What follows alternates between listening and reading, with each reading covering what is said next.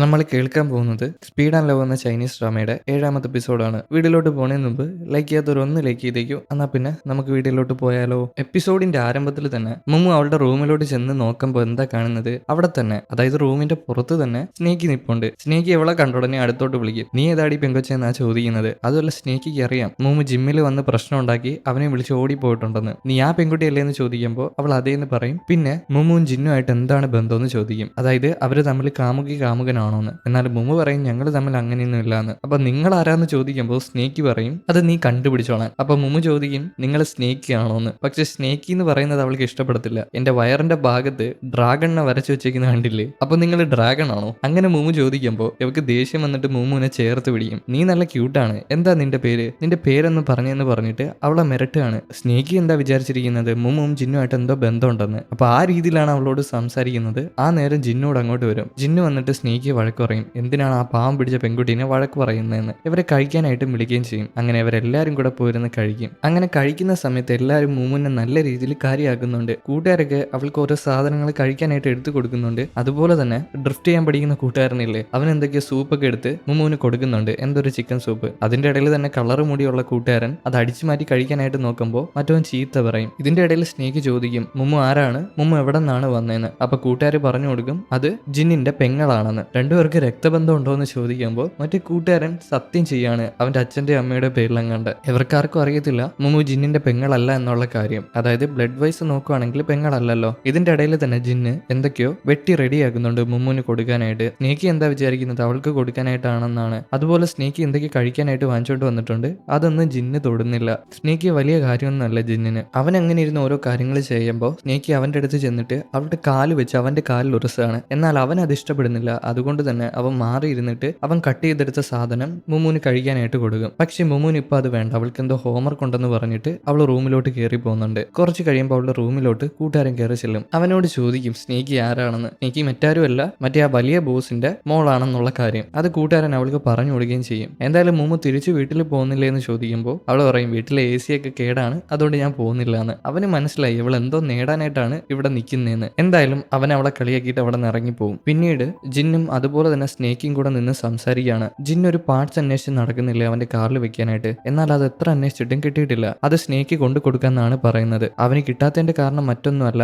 സ്നേക്കിയുടെ അച്ഛൻ ആ പാർട്സ് എല്ലാം എവിടേക്ക് ആ പാർട്സ് ഉണ്ടോ അതെല്ലാം വാങ്ങിച്ചു കൂട്ടി ജിന്നിന് കൊടുക്കാതിരിക്കാനായിട്ട്. ജിന്നുമായിട്ട് എന്തൊക്കെയോ ശത്രുതയുണ്ട്. പക്ഷേ സ്നേക്ക് വിചാരിച്ചാല് പാർട്സ് കണ്ടുപിടിക്കാനായിട്ട് കഴിയും. അങ്ങനെ കണ്ടുപിടിക്കട്ടോ എന്ന് ചോദിക്കുമ്പോൾ അവന് വലിയ താല്പര്യമില്ല. അതൊന്നും ആവശ്യമില്ല എന്ന് പറഞ്ഞിട്ട് അവൻ അവിടെ നിന്ന് മാറിപ്പോവും. പക്ഷേ ഇതെല്ലാം കണ്ടുകൊണ്ട് മുമ്മു അവിടെ നിപ്പുണ്ട്. മുമ്മുവിനെ കണ്ടത് സ്നേക്ക് അവിടെ നിന്ന് മാറിപ്പോവും. ജിന്നു വന്ന് മുമ്മുവിനോട് സംസാരിക്കും അവളോട് തിരിച്ച് വീട്ടിൽ പോകാനായിട്ട്. എന്നാൽ അവൾക്ക് പോകാനായിട്ട് താല്പര്യമില്ല. അതുമല്ല അവള് ചെറുതായിട്ട് ദേഷ്യപ്പെടുന്നുണ്ട് അവനോട്. കാരണം സ്നേക്കിയോട് സംസാരിച്ചില്ലേ, എന്നാൽ അതിനാണെന്നൊന്നും പറഞ്ഞില്ല. അവള് ചുമ്മാ ദേഷ്യപ്പെട്ടയാണ്. അവനും എന്താ കാര്യമെന്നൊന്നും മനസ്സിലാവുന്നില്ല. അവളോട് വീട്ടിൽ പോയി കിടന്നുറങ്ങാൻ പറയുമ്പോൾ അവൾ കേൾക്കില്ല. അവൾക്ക് ഈ വർക്ക്ഷോപ്പിൽ തന്നെ കിടന്നുറങ്ങണം. ജിന്ന് ഇവിടെ ആണല്ലോ, അതുകൊണ്ടാണ് അവൾ അങ്ങനെ പറയുന്നത്. അതുമല്ല ജിന്നിനോട് ആ വീട്ടിലെ AC ഒക്കെ കേടാന്ന് പറയും. അതുകൊണ്ട് തന്നെ അവിടെ നല്ല ചൂടായിരിക്കും. എന്നാ പിന്നെ ഞാൻ കൂട്ടുകാരനെ വിട്ടത് നേരെയാക്കാം, അതിനുശേഷം നീ വീട്ടിൽ പോയാൽ മതിയെന്ന് പറയുമ്പോൾ അവൾ തുള്ളിച്ചാടി അവിടെ നിന്ന് പോകും. അവൾക്ക് എന്തോ ഒരു ദേഷ്യം ഉള്ളിൽ കിടക്കുന്നത് പോലെ. എന്നാൽ ജിന്നിന് കാര്യം മനസ്സിലായിട്ടില്ല. പക്ഷെ വേറൊന്നുമല്ല, സ്നേക്കിയോട് മിണ്ടുന്നത് കൊണ്ടാണ്. അവൾക്ക് അറിയില്ലല്ലോ ഇവര് തമ്മിൽ വേറെ എന്തെങ്കിലും കണക്ഷൻ ഉണ്ടോന്ന്. ആ ഒരു സംശയത്തിന്റെ പുറത്താണ് അവള് ദേഷ്യപ്പെട്ടിട്ട് പോയത്. വലിയ ദേഷ്യമൊന്നുമില്ല, എന്നാൽ ചെറിയൊരു ദേഷ്യം. പിറ്റേ ദിവസം രാവിലെ ആകുമ്പോൾ ജിന്ന്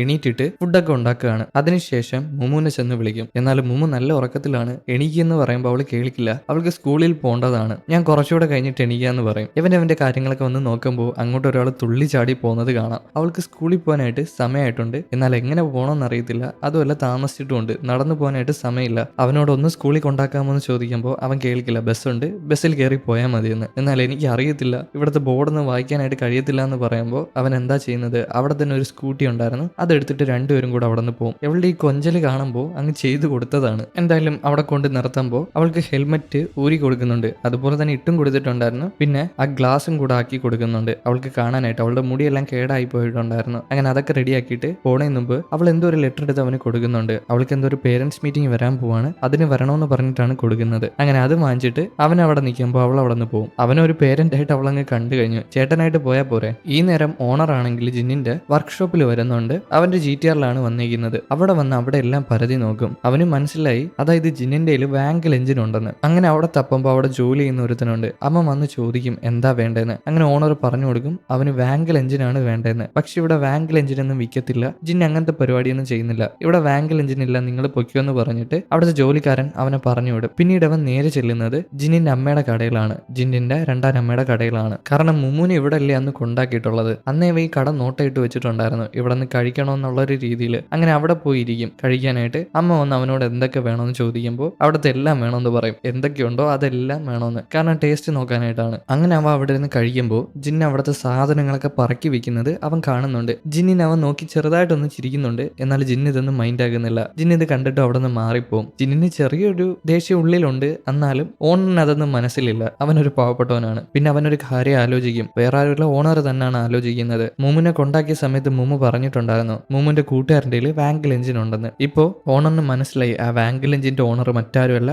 അത് ജിന്ന് തന്നെയാണെന്ന്. വീണ്ടും ജിന്നിനെ കാണിക്കുകയാണെങ്കിൽ അവൻ അവന്റെ വർക്ക്ഷോപ്പിൽ വന്നിരുന്ന് ആലോചിക്കും മുമ്മുന്റെ കൂടെ പേരൻസ് മീറ്റിങ്ങിന് പോണോ വേണ്ടതെന്ന്. എന്നിട്ട് അവൻ എന്താ ചെയ്യുന്നതെന്ന് അറിയാമോ, കാർ എടുത്ത് നേരെ അവന്റെ അമ്മയുടെ വീട്ടിൽ ചെല്ലും. അച്ഛന്റെ വീടാണ്, അമ്മയുടെയും കൂടാണ്. അങ്ങനെ അവിടെ ചെന്നിട്ട് ഏതോ ഒരു ഷെൽഫിൽ നിന്ന് അവന്റെ പഴയ ഒരു യൂണിഫോം എടുത്തുകൊണ്ട് പുറത്തോട്ടിറങ്ങി വരുമ്പോൾ അമ്മ ചോദിക്കും, ഇത് നീ സ്വർണം പോലെ കാത്തു വെച്ചിരുന്ന തുണിയല്ലേ, പിന്നെ എവിടെ എടുത്തോണ്ട് പോവാണെന്ന്. അവൻ പറഞ്ഞു കൊടുക്കും മുമ്മുവിന് വേണ്ടിയിട്ടാണെന്ന്, അവന്റെ യൂണിഫോമാണ്, അവൾക്ക് വേണ്ടിയിട്ടാണ്. അമ്മ അത് കഴുകി തരട്ടോ എന്ന് ചോദിക്കുമ്പോൾ വേണ്ട അമ്മ എന്ന് പറഞ്ഞിട്ട് അവൻ അവിടെ നിന്ന് മാറിപ്പോവും. രാത്രി വന്ന സമയത്ത് ജിന്ന് വർക്ക്ഷോപ്പിൽ വന്ന് പണിയെടുക്കുമ്പോൾ അങ്ങോട്ട് മുമ്മു വരും ക്ലാസ് ഒക്കെ കഴിഞ്ഞിട്ട്. കൂട്ടുകാരൻ അവളോട് ഒരു കീ ചെയിന്റെ കാര്യം പറഞ്ഞിട്ടുണ്ടായിരുന്നു, അതിനകത്ത് ഏതൊരു പെൺകുട്ടിയുടെ പേരുണ്ടെന്ന്. അപ്പൊ അത് തപ്പാനായിട്ടാണ് വന്നേക്കുന്നത്. ആ കീ ചെയിൻ അവൾക്ക് കാണണം. അതുകൊണ്ട് തന്നെ ജിന്നിനോട് ചോദിക്കും, വീട്ടിന്റെ താക്കോൽ എന്തേ, ഞാൻ തന്നെ തുറന്ന് കയറിക്കോളാന്ന്. അവൾ വിചാരിക്കുന്ന വീട്ടിന്റെ താക്കോലിലാണ് ആ കീ ചെയിൻ ഇട്ടേക്കുന്നതെന്നാണ്. എന്നാൽ അവന്റെ ഇല്ല, ഞാൻ എടുത്തോളാന്ന് പറഞ്ഞിട്ട് അവന്റെ പോക്കറ്റിൽ കൈയിടും. എന്നാൽ അവൻ അതൊട്ടും പ്രതീക്ഷിച്ചില്ല. അവള് അങ്ങനെ എടുക്കാനായിട്ട് ശ്രമിക്കുമ്പോൾ അവൻ അവളെ നോക്കും, എന്താ ഈ ചെയ്യുന്നതെന്ന മട്ടില്. അവള് നാണിച്ചിട്ട് അവിടെ നോടിപ്പോവും. ഈ നേരം ആയിരിക്കും കൂട്ടുകാരൻ അങ്ങോട്ട് കയറി വരുന്നത്. കൂട്ടുകാരൻ നോക്കുമ്പോൾ അവള് പേടിച്ച് അവിടെ നോടി പോകുന്നതാണ് കാണുന്നത്. അവള് നാണിച്ചിട്ട് മാറിപ്പോയതാണ്, എന്നാൽ കൂട്ടുകാരൻ അറിയത്തില്ലല്ലോ. കൂട്ടുകാരൻ ചെന്ന് ജിന്നിനോട് ചോദിക്കും, നീ അവളെ വീണ്ടും വഴക്ക് പറഞ്ഞോന്ന്. എന്നാൽ ജിന്നിനെ അറിയത്തില്ല അവൾ എന്താ ഇപ്പൊ ഇങ്ങനെ പെരുമാറിയെന്ന്. അവള് ചുമ്മാ അങ്ങ് ഓടിപ്പോയതാണ്. പിറ്റേ ദിവസം ആകുമ്പോൾ ജിന്ന്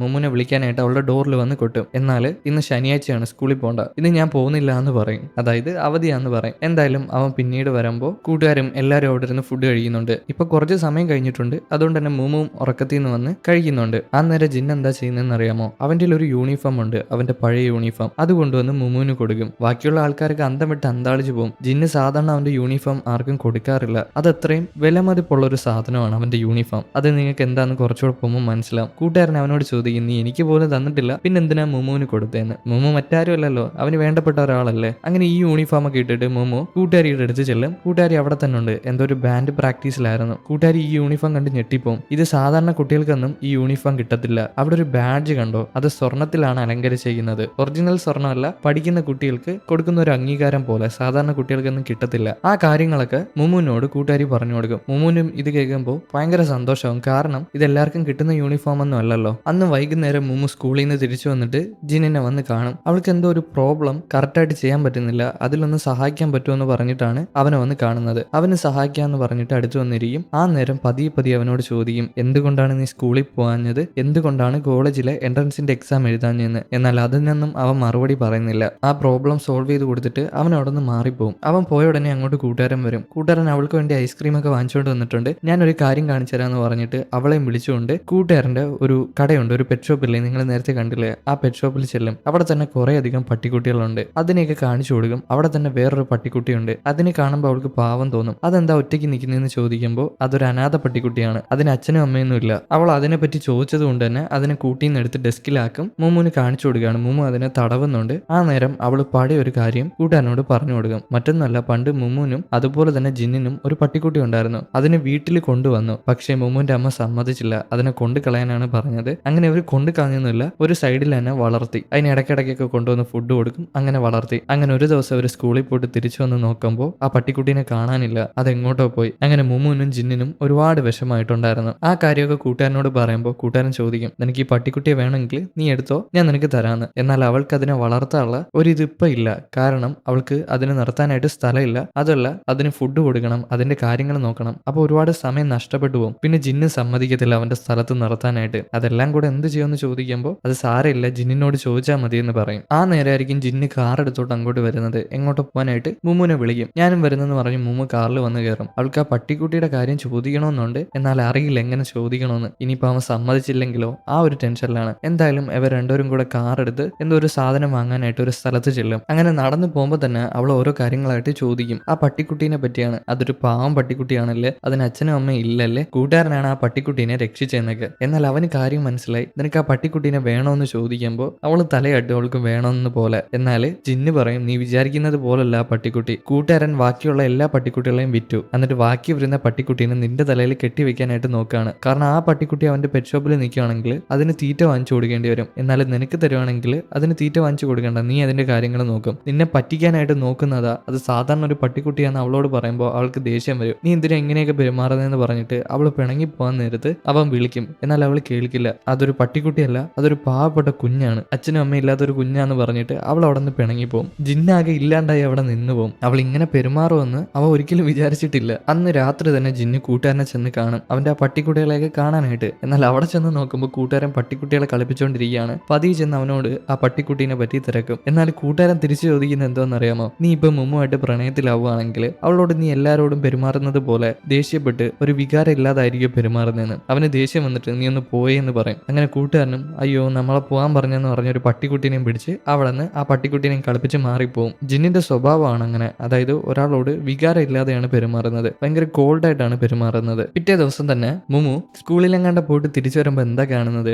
അവിടെ തന്നെ കൂട്ടുകാരൻ പട്ടിക്കുട്ടിയെ പിടിച്ച് നിപ്പുണ്ട്. ഓ ഇതിനെ ഇവിടെ കൊണ്ടുവന്നു എന്ന് പറഞ്ഞ് അടുത്ത് വരുമ്പോൾ കൂട്ടുകാരൻ പറഞ്ഞു കൊടുക്കും ആ പട്ടിക്കുട്ടി ഇനി മുതൽ നിന്റെയാണെന്ന്. മുമുവിന് ഒരുപാട് സന്തോഷവും. എന്റെ ആണോ, അതിന് ജിന്ന് സമ്മതിച്ചോ എന്ന് ചോദിക്കുമ്പോൾ ജിന്ന് കഴിഞ്ഞ രാത്രി സമ്മതിച്ചിട്ടുണ്ടായിരുന്നു, ജിന്ന് പറഞ്ഞതുകൊണ്ടാണ് മുമുവിന് കൊണ്ടുവന്നിരിക്കുന്നത്, എന്നാ പിന്നെ നമുക്ക് ഈ പട്ടീനെ കുളിപ്പിക്കാന്ന് പറഞ്ഞിട്ട് അവൾ ആ പട്ടീനെ എടുത്തിട്ട് അവിടെ നിന്ന് പോകും. നേരെ ജിന്നിന്റെ അടുത്താണ് ചെല്ലുന്നത്. എന്നിട്ട് അവനോട് ഭയങ്കര സന്തോഷത്തിൽ സംസാരിക്കും. ഈ പട്ടിക്കുട്ടി അവൾക്ക് നോക്കാൻ കൊടുത്തത് കൊണ്ട് തന്നെ, അവൾക്ക് എടുക്കാൻ കൊടുത്തത് കൊണ്ട് തന്നെ എന്ത് ഉപകാരം വേണം അല്ലെങ്കിൽ എന്ത് ചെയ്തു കൊടുക്കണമെന്ന് ചോദിക്കുമ്പോൾ ജിന്ന് പറയും എന്നെ ചേട്ടാന്ന് വിളിക്കാൻ. അവളും പതിയെ ചേട്ടാന്ന് വിളിക്കും. എന്താ കേട്ടില്ല എന്ന് പറയുമ്പോൾ ചേട്ടാ ചേട്ടാന്ന് പറഞ്ഞിട്ട് അവൾ അവിടെ നിന്ന് പുറത്തോട്ടിറങ്ങി ഓടും പട്ടിക്കുട്ടീനെ കളിപ്പിക്കാനായിട്ട്. അങ്ങനെ അവൾ പോയിരുന്ന് പട്ടിക്കുട്ടീനെ കളിപ്പിക്കും. അതുമല്ല മറ്റേ രണ്ടോമാരുണ്ടല്ലോ അവിടെ വർക്ക് ചെയ്യുന്നവന്മാര്, അമ്മമാർ ഇതൊക്കെ വായി നോക്കി നിപ്പുണ്ട്. മുമ്പ് അതിനെ കളിപ്പിക്കാൻ പോകുമ്പോൾ അങ്ങോട്ടൊരു കാർ വേഗതയിൽ വരുന്നുണ്ട്. ആ കാറിൽ മറ്റാരുമല്ല സ്നേക്കിയാണ്. മുമ്പ് ഒരുപാട് പേടിച്ചു പോയി. സ്നേക്ക് പുറത്തോട്ടിറങ്ങി വന്നിട്ട് ഓ നീ പേടിക്കൊന്നും വേണ്ട, നിന്റെ ദേഹത്തൊന്നും തട്ടത്തില്ല, എനിക്ക് നല്ല രീതിയിൽ ഡ്രൈവിംഗ് അറിയാന്ന് പറഞ്ഞിട്ട് ജിന്നിനെ പോയി കാണും. ജിന്നിനോട് പുറത്തോട്ട് വാ, എനിക്കൊരു കാര്യം സംസാരിക്കാനുണ്ടെന്ന് പറഞ്ഞ് അവനെ വിളിച്ചിട്ട് അവിടെ നിന്ന് പോവാണ്. ഇവര് സംസാരിക്കുന്ന സമയത്ത് മുമു എന്താ ചെയ്യുന്നതെന്ന് അറിയാമോ, ഒരു ഐസ്ക്രീം ഒക്കെ കടിച്ച് അവിടെ മാറിയിരിപ്പുണ്ട്.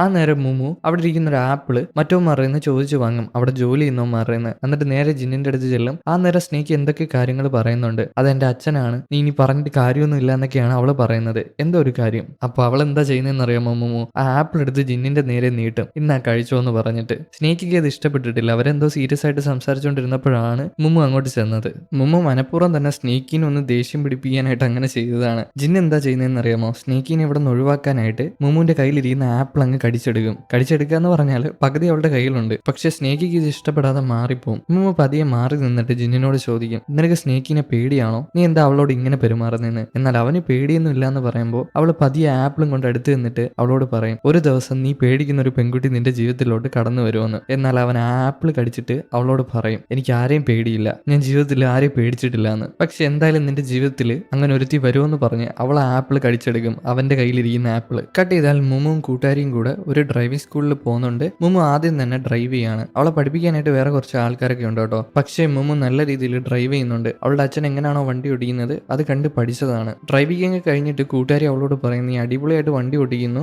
ആദ്യമായിട്ട് ഓടിക്കുന്നത് പോലെയൊന്നും അല്ല ഓടിക്കുന്നതെന്ന്. ഈ നേരം മറ്റെല്ലാരും കൂടെ, അതായത് കൂട്ടുകാരന്മാരും അതുപോലെ തന്നെ ആ വർക്ക്ഷോപ്പിൽ വർക്ക് ചെയ്യുന്നവന്മാരും എന്ത് ചെയ്യാന്ന് നോക്കിയാൽ ജിന്നിന്റെ അനിയത്തിക്ക് പേപ്പറിൽ സൈൻ ചെയ്ത് കൊടുക്കുകയാണ്. ജിന്നിന്റെ അനിയത്തി ആണെങ്കിൽ സ്കൂളിൽ മാർക്ക് കുറച്ചാണ് വാങ്ങിച്ചേക്കുന്നത്. അത് വീട്ടിൽ കൊണ്ട് കാണിക്കുകയാണെങ്കിൽ തല്ല് കിട്ടും. അതുകൊണ്ട് തന്നെ ഉമ്മാരുടെ സൈൻ വാങ്ങിച്ചുകൊണ്ട് പോകാനായിട്ട് ശ്രമിക്കുകയാണ്. അമ്മമാർ അതിന് സൈൻ ചെയ്യാനായിട്ട് റെഡിയായി നിൽക്കുകയാണ്. കൊള്ളാല്ലേ, ഈ സൈൻ ചെയ്യുന്നതിന്റെ ഇടയ്ക്ക് തന്നെ രണ്ട് കൂട്ടുകാരന്മാര് തമ്മിൽ അടിയാണ്. കളർ മുടിയുള്ള കൂട്ടുകാരനും സാധാ കൂട്ടുകാരനും തമ്മിൽ. ഞാൻ ചെയ്യാൻ നീ ചെയ്യാന്ന് പറഞ്ഞിട്ട് ആ നേരമായിരിക്കും ജിന്നി ബഹളം കേട്ട് അകത്തോട്ട് കയറി വരുന്നത്. അപ്പം വന്ന് നോക്കുമ്പോൾ എന്താ കാണുന്നത്, അനിയത്തിയുടെ റിസൾട്ട് ആണ്. അവൻ എടുത്തു നോക്കുമ്പോൾ അനിയത്തിക്ക് മാർക്ക് കുറവാണ്. ഇവന്മാരെല്ലാവരും പേടിച്ചു പോകുന്നുണ്ട്. ജിന്ന് ഇത് കണ്ടുപിടിച്ചിട്ടുണ്ടല്ലോ, മാർക്ക് ഷീറ്റ് അവന്മാരാണ് സൈൻ ചെയ്യുന്നതെന്ന്. എന്തായാലും ജിന്ന മാർക്ക് ഷീറ്റ് ഒക്കെ നോക്കിയിട്ട് അനിയത്തിയോട് ചോദിക്കും എന്തിനാണ് മാർക്ക് കുറച്ച് വാങ്ങിച്ചതെന്ന്. അവള് പറയും അതായത് ക്ലാസ്സിൽ ഫസ്റ്റ് വാങ്ങുവാണെങ്കിൽ ഫസ്റ്റ് വാങ്ങുന്ന ആള് ക്ലാസ്സിൽ ഒരു പ്രസംഗം കൊടുക്കണം. അവൾക്ക് അതിന് താല്പര്യം ഇല്ലാത്തത് കൊണ്ട് തന്നെ മാർക്ക് കുറച്ചാണ് വാങ്ങിച്ചത്. അപ്പൊ ജിന്ന് പറയും ഇനി ഇങ്ങനെയൊന്നും ആവർത്തിക്കാൻ പാടില്ല, ഇനി അങ്ങനെയൊന്നും പ്രസംഗം കൊടുക്കാൻ വയ്യെങ്കിൽ നീ നിന്റെ ടീച്ചറിനോട് സംസാരിച്ചാൽ മതി, മാർക്കൊന്നും കുറച്ച് വാങ്ങണ്ട,